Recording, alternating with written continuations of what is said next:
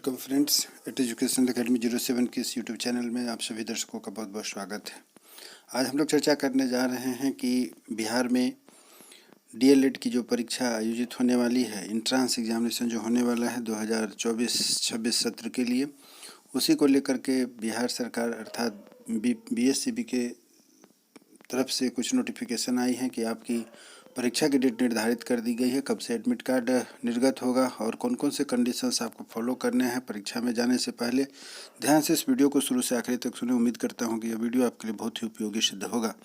यदि आप भी अभ्यर्थी हैं, परीक्षार्थी हैं इस डीएलएड के एंट्रांस टेस्ट के लिए, तो ध्यान से वीडियो को शुरू से आखिरी तक देखें। कोई दिक्कत हो तो कमेंट्स बॉक्स में जा करके आप हमारे वीडियो के बाद में, वीडियो के आखिरी में अपने प्रॉब्लम को रख सकते हैं, तथा यदि नहीं कोई दिक्कत हो तो वीडियो देखने के बाद अपने मित्रों के साथ इसको अधिक से अधिक शेयर करें और अपने अधिक से अधिक मित्रों के साथ इसे शेयर करने के साथ साथ लाइक भी दें और कमेंट्स भी दें। आपको कैसा लगा हमारा वीडियो।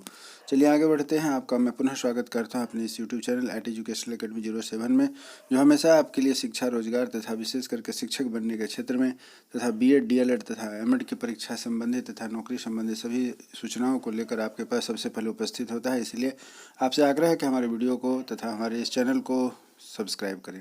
चलिए आगे बढ़ते हैं। आज आपके लिए बहुत ही महत्वपूर्ण सूचना है जो आप ध्यान से सुनिएगा शुरू से आखिरी तक। जहाँ कहीं दिक्कत हो कमेंट्स बॉक्स में जाकर अपनी समस्या को रखिएगा, मैं उसको दूर करने का प्रयास करूंगा। बिहार विद्यालय परीक्षा समिति पटना की ओर से निकली है विज्ञप्ति संख्या PR 117/2024 है। प्रारंभिक शिक्षा में डिप्लोमा अर्थात डीएलएड, हिंदी में जिसे हम लोग इंग्लिश में जिसे हम लोग डीएलएड कहते हैं, हिंदी में से प्रारंभिक शिक्षा में डिप्लोमा अर्थात डीएलएड पाठ्यक्रम सत्र 2024-26 में नामांकन हेतु ऑनलाइन अर्थात सीबीटी विधि से आयोजित होने वाली डीएलएड संयुक्त प्रवेश परीक्षा 2024 का प्रवेश पत्र निर्गत करने तथा परीक्षा से सम्मिलित होने वाली अभ्यर्थियों एवं उनके अभिभावकों संबंधित जिला पदाधिकारी, जिला शिक्षा पदाधिकारी एवं अन्य संबंधितों के लिए परीक्षा संबंधित आवश्यक सूचना आपको दी जाती है।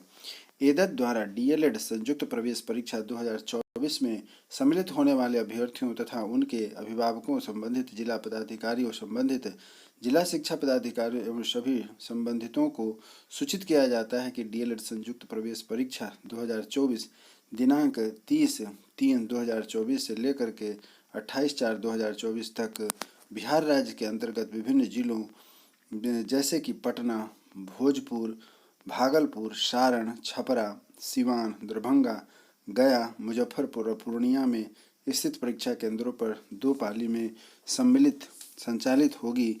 इसका कार्यक्रम निम्नवत दिया गया है। पाली आपको दी जा रही है तथा इसके लिए अन्य जो कंडीशंस हैं वह भी आपको दिए जा रहे हैं। ध्यान से देखिएगा आपको क्या कंडीशंस वगैरह दिए जा रहे हैं। आपको जो कंडीशंस हैं उसे आप ध्यान से देखिएगा। यहाँ आपको अवगत कराया जा रहा है कि कौन कौन सी आपकी बातें आपको ध्यान रखनी है। पहला है रिपोर्टिंग टाइम। प्रथम पाली के लिए पूर्व 8:30 बजे ही पूर्वाह्न में पहुँच जाइएगा तथा अपराह्न वाले जो स्टूडेंट हैं, सेकेंड सिटिंग वाले स्टूडेंट हैं, उनको 1:30 बजे तक पहुँच जाना है। Reporting time. गेट बंद हो जाएगी प्रथम पाली के स्टूडेंट के लिए 9:30 बजे तथा सेकेंड पाली के स्टूडेंट के लिए 2:30 बजे। आपकी परीक्षा की समय होगी प्रथम पाली के लिए 10 बजे से लेकर के 12:30 बजे तक तथा द्वितीय पाली के स्टूडेंट के लिए 3 बजे से लेकर के 5:30 बजे तक। और जो लास्ट है कि test time for the differential एब्डॉल हो जाएगा, अर्थात 10 बजे से लेकर के 1:30 बजे तक रहेगा और अपराह्न में 3 बजे से लेकर के 5:20 तक रहेगा। इस प्रकार आप देख रहे हैं कि आपकी जो परीक्षा की पूरी शेड्यूल है यहाँ पर आपको दी जा रही है। अब किन किन बातों को ध्यान रखना है इसको आप ध्यान से सुनिएगा। दिनांक 30/3/2024 से लेकर के 28/4/2024 के अंतर्गत दिनांक 11/4/2024 ईद के दिन, 17/4/2024 रामनवमी के दिन, 19/4/2024 लोकसभा चुनाव प्रथम चरण, 26/4/2024 लोकसभा चुनाव द्वितीय चरण का होने के कारण परीक्षा आयोजित नहीं होगी। यहाँ देख लीजिए किन किन डेटों में परीक्षा आयोजित नहीं होगी। यह मैं आपको पुनः एक दूसरे वीडियो के माध्यम से बताऊंगा, लेकिन अभी यहाँ पर आपको एक कंप्लीट जानकारी, संपूर्ण जानकारी दी जा रही है, इसलिए इस बात का आप ध्यान रखिएगा कि किन किन दिन आपकी परीक्षा नहीं होने वाली है। इसका विशेष करके आप ध्यान रखेंगे कि किस किस तारीख को आपकी परीक्षा नहीं होने वाली है। यहाँ आपको बताया जा रहा है कि इन डेटों पर आपकी परीक्षा आयोजित नहीं होने वाली है। यह जो मैं रेड लाइन से आपको घेर दिया हूँ, इस डेट में आपकी परीक्षा निर्धारित समय पर नहीं होगी, अर्थात परीक्षा होगी ही नहीं।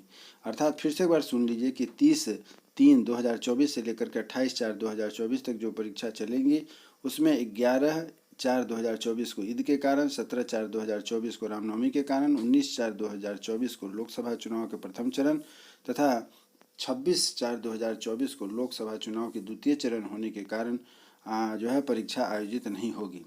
आगे कहा गया कि लोकसभा चुनाव 24 प्रथम चरण के चुनाव के अंतिम दिन 19/4/2024 निर्धारित होने के कारण जिला खास करके गया में निर्धारित परीक्षा केंद्र पर दिनांक 16/4/2024 को से लेकर के 21/4/2024 तक परीक्षा आयोजित नहीं होगी। यहाँ देख लीजिए, और एक महत्वपूर्ण बात आपको यहाँ पर दिया जा रहा है।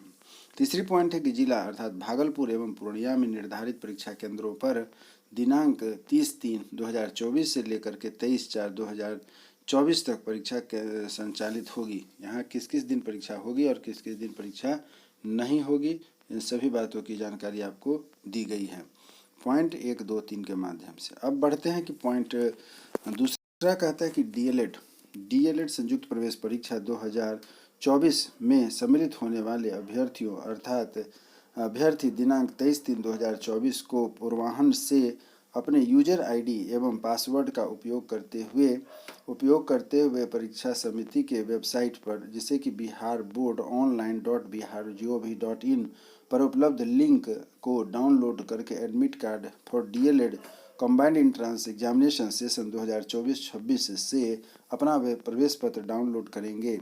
इसके अलावा अन्य माध्यम से प्रवेश पत्र डाउनलोड नहीं हो सकेगा। कहने का मतलब हुआ कि एक और एकमात्र माध्यम है, वह है कि इसका पोर्टल BSEB का पोर्टल है, जिसको कि बिहार बोर्ड online.bihar.gov.in है। इसी पर आपका जो है कि परीक्षा के संबंधित एडमिट कार्ड प्राप्त होगी, इसका अतिरिक्त कहीं और से प्राप्त नहीं कर सकते हैं।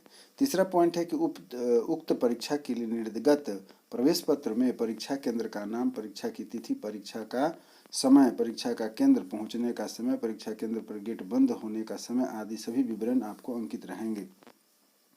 चौथा पॉइंट कहता है कि अभ्यर्थियों का प्रवेश पत्र डाउनलोड करने में अथवा प्रवेश पत्र से संबंधित अन्य किसी प्रकार की कठिनाई होने की स्थिति में आप चौथे नंबर पॉइंट पर जो दिया गया फ़ोन नंबर है या फिर ईमेल एड्रेस है helpdesk biharboard.edu.gmail.com एवं फ़ोन नंबर 01135450041 इस नंबर पर आप बात करके अपनी समस्या को दूर करके अपना एडमिट कार्ड निकाल सकते हैं।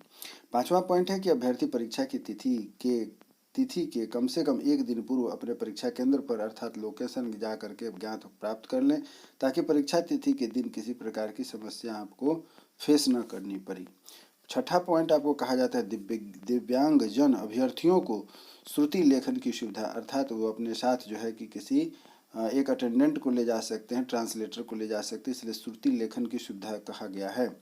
सामाजिक न्याय और आधारिता मंत्रालय भारत सरकार के दिव्यांगजन सशक्तिकरण विभाग पत्रांक F0-1110/2003 DD33 दिनांक 26/2/2023 एवं पत्रांक FN/20/2019 DD3 दिनांक 10/8/2022 के द्वारा संचालित संशोधित प्रावधान के आलोक में वैसे दिव्यांग अभ्यर्थियों को जो स्वयं से लिखने में असमर्थ हैं, संबंधित जिला शिक्षा पदाधिकारी के अनुरोध पत्र समर्पित कर श्रुति लेख की अनुमति प्रदान की जा रही है, अर्थात ट्रांसलेशन उनको दिए जाएंगे।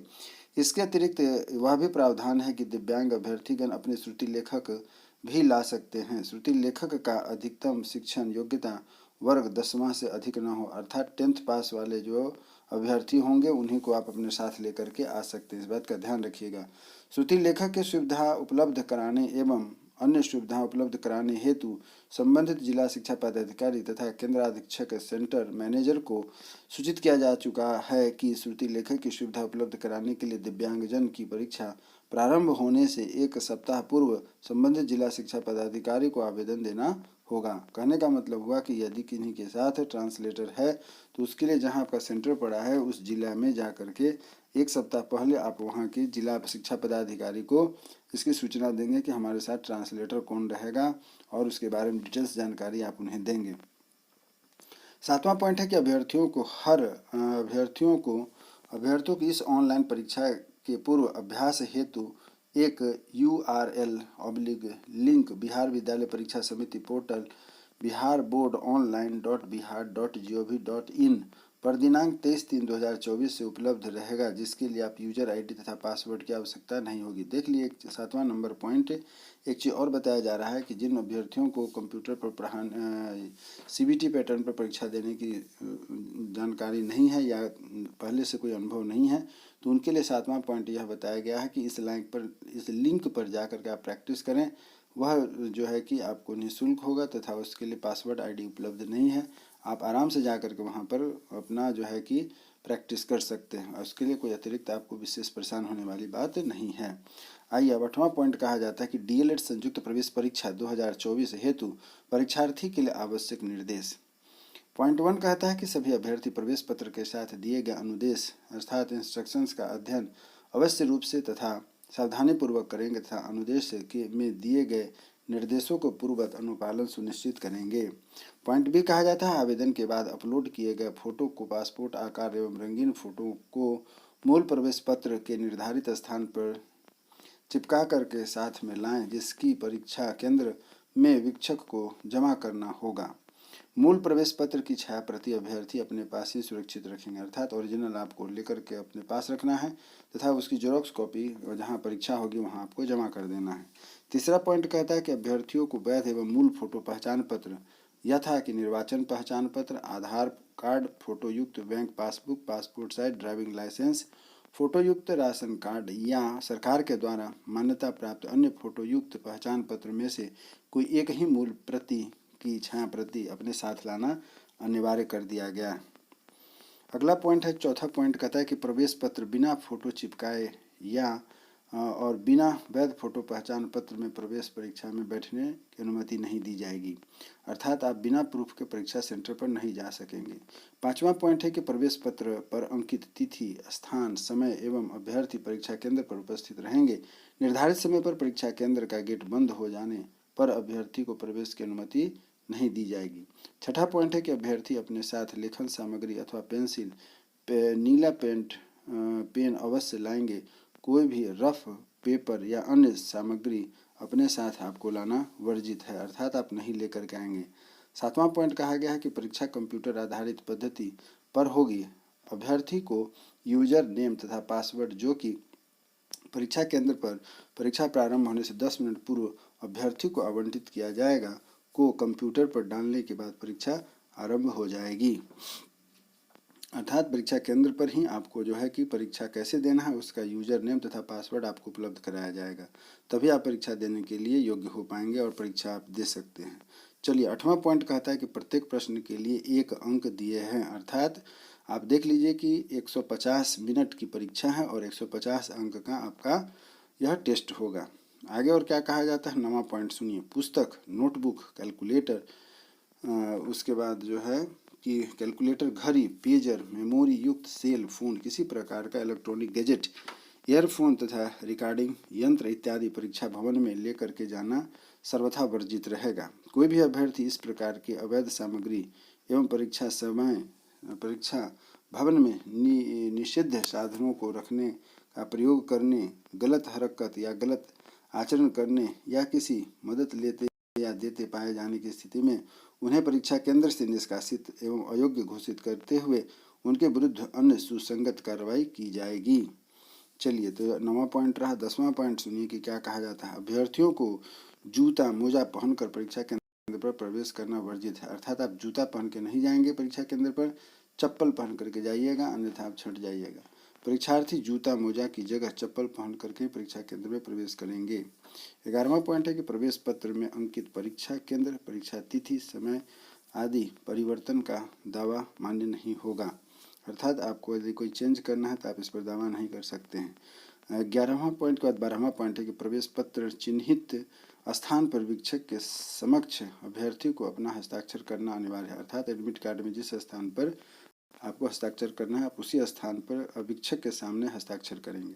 13वां पॉइंट है कि जब तक परीक्षा की अवधि समाप्त नहीं हो जाती है तब तक किसी भी अभ्यर्थी को परीक्षा कक्ष छोड़कर चले जाने की अनुमति नहीं दी जाएगी, अर्थात सभी बच्चों को एक साथ परीक्षा से छोड़ा जाएगा। कोई भी अभ्यर्थी किसी भी विशेष परिस्थिति में परीक्षा केंद्र से पहले बाहर नहीं निकलेंगे। 14वां पॉइंट कहता है कि परीक्षा कक्ष के सभी अभ्यर्थी का बायोमेट्रिक्स उपस्थिति दर्ज कराई जाएगी। बायोमेट्रिक्स उपस्थिति के अंतर्गत सभी अभ्यर्थियों के बाएं हाथ का अंगूठा निशान दर्ज कराना होगा। साथ ही साथ सभी अभ्यर्थियों को वेब कैमरा अर्थात फोटो से लिया जाएगा। इस परीक्षा में संचालन अभ्यर्थियों का नामांकन के वक्त परीक्षा कक्ष में दिए गए बायोमेट्रिक्स की उपस्थिति से मिलान कराया जाएगा, अर्थात आप आवेदन करते समय जो अपना फोटो और बायोमेट्रिक्स डाले हैं उसके आधार पर आपके बाएं हाथ के अंगूठे का जो है कि इम्प्रेशन लिया जाएगा और तभी आपको मान्य समझा जाएगा और वैध माना जाएगा।